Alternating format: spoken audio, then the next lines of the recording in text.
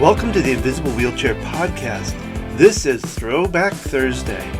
One Thursday each month, we take a trip back in time to a previous podcast.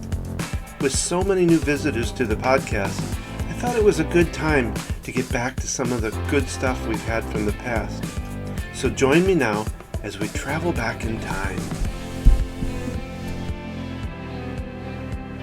This podcast interview was recorded September 11th, 2017. Today I have one of the greatest opportunities and privileges of my life to be able to interview one of my greatest teachers in my life, my daughter. My daughter is the one that I talk about all the time.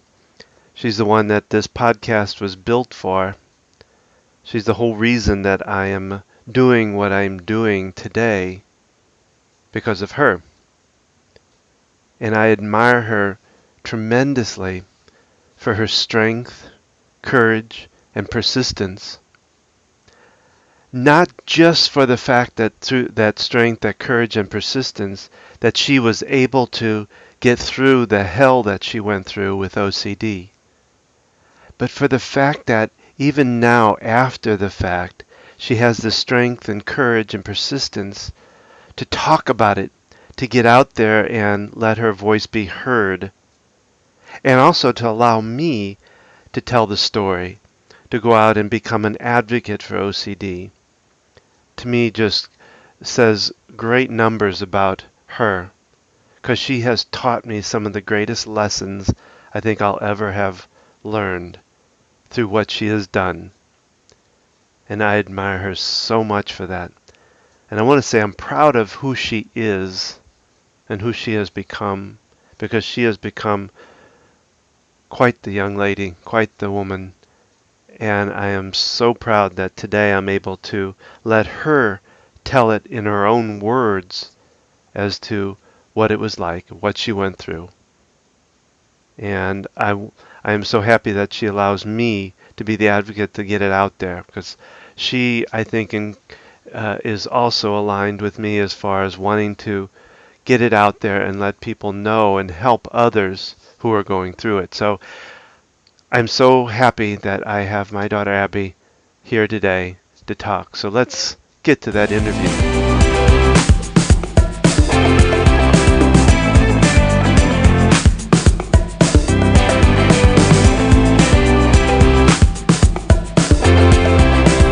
Abby, I thank you for doing this with me, your father.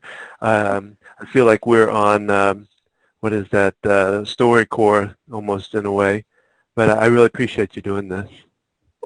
Thank you for having me. So I know that we talked about, I wanted to kind of tell your story from your side of it. And I know that you said it's kind of spotty because you were pretty young then, and it took a lot out of you. I can remember that very well with the OCD. But if you could, maybe you could share the pieces of it that you do remember that really stuck out for you. I would appreciate that. Sure. I think the first thing I really remember is I had a sleepover with my friend Sophia. And I know there is some issue with like the paint spilling and like taking a shower, but I really remember my floor just feeling like I was walking over like dirt, like literal like crumbs of dirt, and it just felt really grainy. And I remember that it just felt wrong. I don't know if you remember that. Oh God, yeah, that was to me that was the kind of the night that it started, I think. I just remember that you guys were telling me that there was nothing there, but it just felt like, like grains of dirt were all over my floor. Yeah. I remember we had to get rugs out and put them down to get you to bed. And I think you were pretty frightened of the fact that Sophia was still in the room. Yeah. That's one thing that I know always bothered me, was freaking out in front of other people outside of the immediate family. Something I didn't like to do. Another key kind of freak out memory I have, and I'm not probably not thinking of these in order or anything. We went to get the car. Something was wrong with the car or something, and it needed to be fixed. And we went to that place, and I don't know where it was. And I just had an absolute freak out. And I remember I was wearing like this dress that had like apples on it. I know after that I got rid of the dress. I didn't want to wear it anymore. Mm.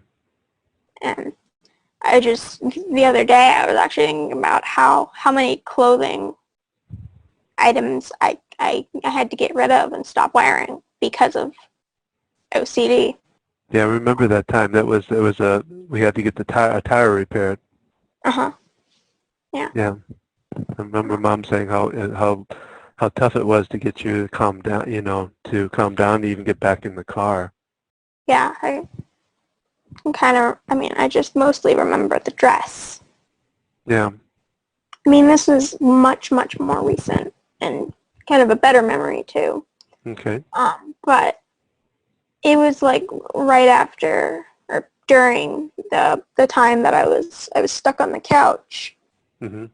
And we were working on going and getting out in the car. And I remember we gave Olive a bath after that, both of us. Yeah. And I remember finally being able or finally feeling like I was going to be able to, being able to touch Olive again, my dog, which was, that was just, I just remember how amazing that felt. Those were those I used to call them miracle Saturdays. Yeah, I remember that. When you would work at something going, if I do this, then maybe I can touch Olive. I can. Yeah. And just like, well, if I can do that, I might as well do this. Yeah. Yeah, you would. Well, the one other thing was the computer, because you just really had this goal to get back and using that computer. So you said, well, if I can do this, oh, I could get on my computer, and that was like a big reward for you, I guess. It was the way I saw it, anyways. That from what you're telling me, that sounds like what it was to you too. Yeah, it was like a big deal. It was a relief, kind of like I've got this. It was freeing, I suppose. Trying to think of other memories I have. When you're for instance, when you were on the couch, do you remember kind of what you were thinking about yourself? Like, were there messages you were saying to yourself, like beating yourself up in a way? Do you remember some of that? I mean, I don't really remember what I was thinking. I mean, the biggest part of what I can remember what I was thinking was not being able to touch Olive, which was the hardest thing for me during that time, I think. I can remember having her lie on the one end of the couch and eating corn chips or cornflakes or whatever, and tossing them at her for her to eat. Yeah. Because I felt bad because she had no idea what was going on and why I couldn't touch her. Well, Mom and I always felt like she was probably one of your first best remedies or treatments was actually Olive. Yeah, definitely. I mean, thinking back, I don't know where I would be without her. She was kind of the light at the end of the tunnel a lot. And you needed that, I know. Yeah. You always described it as all the messages just went crazy up in your head if it was quiet, especially. Is that? Yeah. Yeah. Anytime alone or by myself, if I wasn't actively thinking something else or actively engaging my brain with music and reading or thinking up stories, there would just be, I mean, it still happens. I mean, not necessarily always bad thought. The thoughts just are nonstop, and it's pretty difficult. So I would say Olive was one of your best treatments. What else really worked for you? You did, or we did as a family? I mean, going to Lori and doing therapy, that was pretty helpful. You guys being there, just supporting me was, a big part too. When it comes to treatment measures, the ERP did a lot to help. As much as I might have denied it, it was a big help getting me back to my feet and working again. Another big thing was things to look forward to, like events like the cousins coming down. Yeah. Or I remember for a little bit, Aunt Michelle, I don't remember exactly when, but she came down once a month and was working with Training Olive. I don't remember exactly when that was, but that was a big thing to look forward to, and just all the little things that I had to look forward to. Yeah. When you were down, like when we went to Grammy and Grandpa's down in the lake, or when Michelle came, you seemed to, like the OCD almost went away. Did you realize that? I mean, yeah, I definitely can see that. I mean, while I'm thinking of it, I can remember times when I really struggled even during these times. But I think, once again, another part of me is when I'm around people outside of our immediate family. So you, Mom, Jason, and Harrison, I wanted to act like I didn't have I didn't have OCD. I wanted to act normal, I guess. I didn't want to be weird. That was a determination. No, I was just going to say, I mean, that feeling that you were weird, or, that feeling that you were weird because of, I mean, was that prominent? Was that pretty strong as going through OCD? Did you always feel like you were weird or strange? Yeah, I would say so. I mean, I don't know like the exact words, but I'd say weird fits it. I didn't want to make a scene, I think, in front of people outside of our immediate family. And I don't know if that's how I've always been, because it kind of feels like that is, but honestly, it could be something. I mean, even outside of OCD, I know when I get injured, I try to act like I'm okay, depending on how bad it is, outside of the immediate family. I know I used to do that, but I don't really know when exactly, if it was the chicken or the egg that first, if you know what I mean. If you were, what things did we do, or you do that really didn't work? Like if you were going to tell another family, look, here's things you do and here's things you don't do, what would you say are the things you don't want to do? I mean, I'd say overwork, over push. Take victory in the small things. Don't ignore the small things that happen. Well, yeah, I mean, I don't know if you remember, kind of it's right before you end up on the couch, what kind of pushed you over. Do you remember that? The library book thing? Yeah, we stepped too far. We were doing the ERP, but we were making it was just like boom, boom, boom, and things were happening. And I remember I was texting Lori, and she said, well, if she's in that place, you might want to try it. And you even touched it, but and you were fine. You were like all happy that evening, but the next day it was like, whoa, and that's when it went backwards. So you do remember that? Kind of. I mean, it's kind of like it's not my memory. It's kind of like I'm remembering something that happened like on TV when I remember it. I don't remember. I mean, I remember it happening, but I can't remember the feelings or the exact words. I can just kind of picture it. I think it's a hard line to find, a very thin line of what's overstepping and what not, and what's, The proper push or whatever? Yeah, what's overstepping versus marching forward. That makes sense. No, that's a neat way to put it. Anything else that sticks out for you as far as what you went through? Oh, I remember, this is like very vague memory and it's hard to put into words, but I remember it was around Harrison's birthday and we were going out to see one of the latest Harry Potter movies. It was either it's seventh part 1 or part 2. I really wanted to go, but my OCD got really bad and you guys had to go without me. Mom stayed back with me, I think. Hmm. Pretty sure this was all on the same day. Yeah, I think I remember that. Because I remember we had to call the ambulance. And I can't remember who stayed back with me.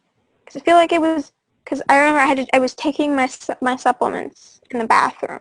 And I feel like it was Mom who gave me my supplements. And I can't remember if this is all one memory or if it's just been squashed together. I was going to say, I don't remember the ambulance that day. What I remember, ambulances were at night. I think we ended up doing it twice. No, there was just one time during the day. Oh, was there? Okay. I was just because I felt like I was choking. Oh, but it wasn't out of panic. No, it was. Okay. It wasn't. We didn't call the ambulance out of OCD necessarily. Oh, We called okay. the ambulance because I felt like I was choking. That's On because my supplements. Do you remember the ambulance when we did call the ambulance? I don't know if you remember that. Not really. Okay. Yeah, you were. It was pretty bad. I mean, you were really out of it. I mean, I have like one vague memory in the living room, Mm-hmm. but no, I don't remember that Yeah. as much. But I do remember. Was the time we called the ambulance when you guys went to? I feel like it was in one, but I don't know. As far as what during the day for the choking, Yeah. I don't maybe it was me that went because I don't remember that. I mean, there is some vague about you choking, but anyway. I think it was me and Mom. We called, and that's when, yeah. So, just kind of curious as to how do you feel like because I mean OCD didn't necessarily isn't gone, is it? No. You wouldn't consider it like how would you describe now then? The easiest way to describe it is functional, Okay. where it's not gone, and I don't think it'll ever be gone. It's not something that will just go away. It's kind of like losing a limb or something. Okay. I know that's a weird comparison, but but I mean, when you can get like a plastic or whatever arm if you lose your arm, can't you? Or like a prosthetic. Yeah, you can get a prosthetic arm, but you're never gonna get like your flesh and bone. I mean, some people might. You're not gonna get that back necessarily, but you're functional. Yeah. Again, I guess. Kind of able to manage it. Is that another way you would? That's what I tell people is that something that becomes it becomes manageable. Yeah, that's kind of what I meant by functional. It's there. The thoughts and compulsions still occasionally happen, but it's not anything that I can't live with. I don't know. It's not something that people who don't have OCD would think is, how you live life. You don't. It's to a point where I'm still doing things, I guess. I don't know. I mean, what would you say are your kind of like tools now that you use when you maybe have a flare-up of some sort? I don't know. Distraction is one. I don't know. I mean, I think your dogs still are too, aren't they? Oh yeah, definitely. I think one thing is that my flare-ups, I'm still in control, if that makes any sense. Mm-hmm. Where it doesn't become a scene. It's something that is completely internalized. Any other last thoughts? Like any other thoughts you'd tell somebody else that was going through it?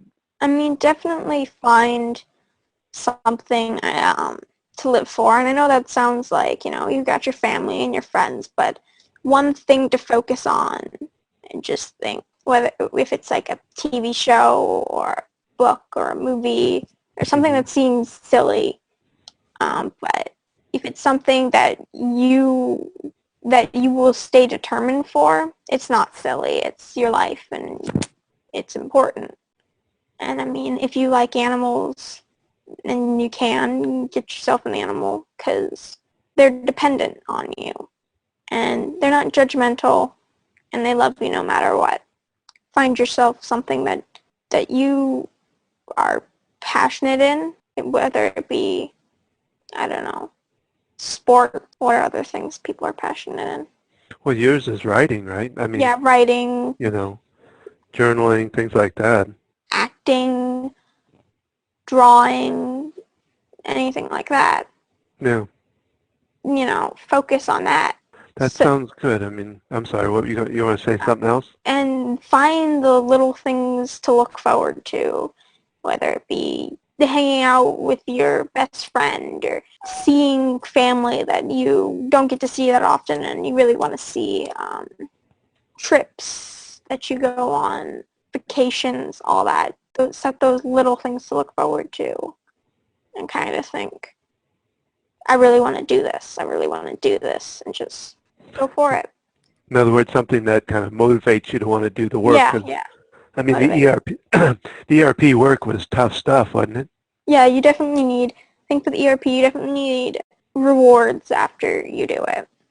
Yeah. You need a reason to do it that just has no flaws to it, like whether it be chocolate, ice cream, food, or if you're doing something big, maybe work up to, I know I bought a tablet, and that was motivation. Or maybe you really like reading. You get a book after you do so much or something. Well, we ended up getting a Kindle, remember? I got that for Christmas. Because you were having trouble touching books, so that was a way for you to still be able to read. Mm-hmm, that's how I started reading the one of my favorite series, the Percy Jackson series. Yeah. Oh. But no, I had a Nexus that I bought with my money, but we wanted it to be a reward-based thing. I remember being kind of frustrated because I paid for it with my money. Yeah, I remember. I was thinking that, but I wasn't going to say. I paid for that with my money, and I mean. Yeah, I know. We're bad parents. Bad. No, but I mean, looking back on it, despite my little bits of frustration, but it worked. Yeah. Well, Abby, it's been really kind of rewarding for me hearing these from your own words, and it was really neat. I enjoyed. In fact, it's brought a little tear to my eyes that it felt good that you're so open to share this. So I really thank you for being part of this. Thank you for having me.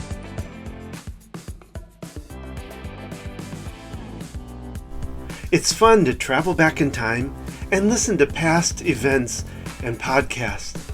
Maybe you have a story from the past about how you overcame OCD. Or maybe you want to tell what you're going through right now dealing with OCD. We want to hear about it. Simply go to invisiblewheelchair.com, and on the left-hand side you'll see a little area that says Stories from the OCD Side. Click there and tell us all about it. We'll be happy to listen and put you out there. And remember, my wife and I are here to help you with your OCD and your anxiety. Simply go to familyocd.com or focusedhealthyfamily.com, and there you can connect with us and get a free consult to find out if we can help you. Thank you for visiting us today on the Visible Wheelchair Podcast, and we'll look forward to seeing you the next time.